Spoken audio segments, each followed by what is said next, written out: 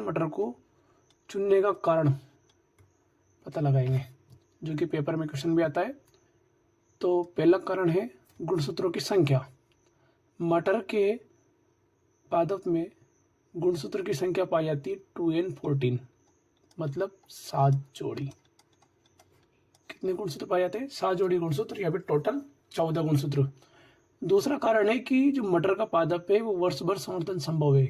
6 महीने में 2 बार आराम से लगा लो, पूरे साल भर लगा लो। तीसरा कारण है स्वपरागण एवं परपरागण दोनों संभव, मतलब मटर का एक ही पादप के अंदर परागण हो जाएगा, या फिर दूसरे पुष्प अथवा दूसरे पादप से परागण संभव कर सकते हैं। दोनों प्रकार की पद्धति मौजूद है।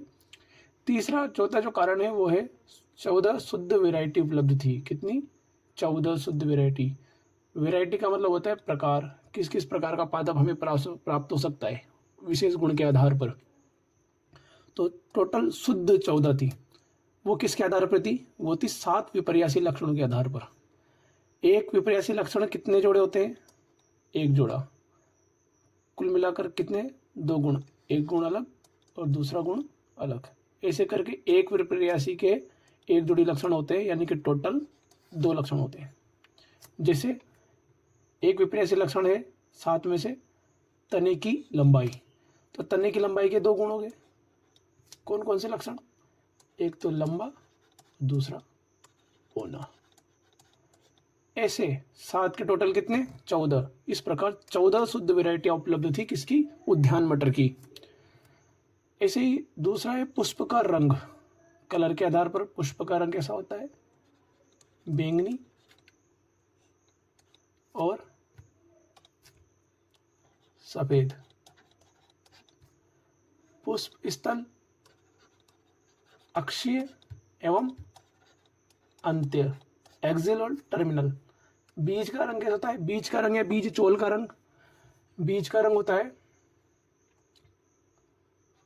पीला और हरा। बीज का आकार यानी कि बीज चोल का आकार, बीज चोल का आकार रहेगा गोल या झुर्रीदार। और फली का आकार कैसा होगा? या तो चपटी होगी या वो संकुचित होगी। और फली का रंग हरा और पीला। इस प्रकार प्रत्येक सेपरेट एक एक गुण के 14 प्रकार की वैरायटी उपलब्ध थी मेंडल के पास। इसलिए मेंडल ने उद्यान मटर को चुना, क्योंकि उसे उद्यान में लगा सकते हैं। तो उन्होंने अपने ही चर्च के गार्डन में लगाया। और गुणसूत्रों की संख्या कितनी? 14 और वैरायटी 14। विपर्यासी लक्षण 7।